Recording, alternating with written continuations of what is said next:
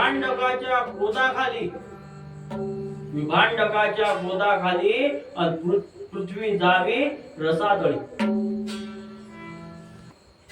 अयोध्येकडे चालला. त्यावेळी बुराकीपूर हे गावातून येत होते. तेव्हा विभांडकाने त्या बुराकीपुरांना प्रश्न केला. कोणता? तर कशाचा नवरी सोहळा, कशाचा नवरी आजिया बाळा.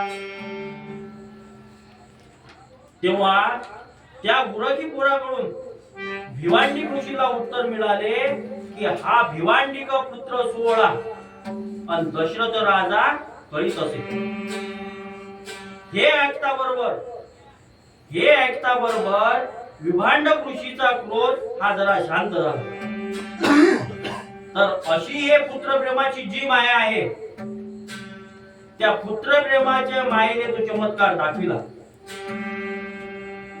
नंतर विभांडक ऋषी ते अयोध्येत गेले. वशिष्ठाने दशरथाला दंडवत घालीत विभांडकाकडे नेले. ते जोडपे म्हणजे शृंगी ऋषी जोडपे हत्तीवर शृंगारलेले पाहून विभांडक ऋषी हे शांत झाले.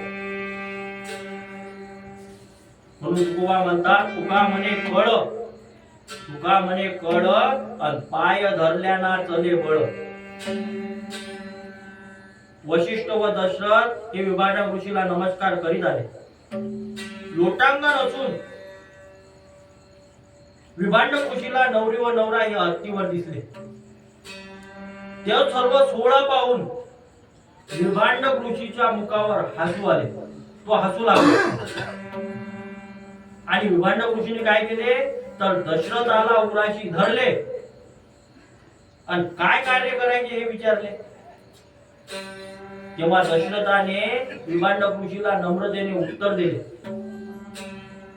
कोणते?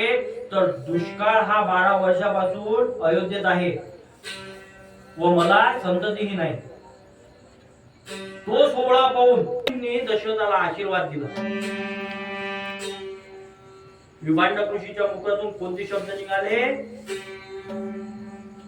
तर ते म्हणतात, माझ्या मुखावाटे नाही होई वाचा.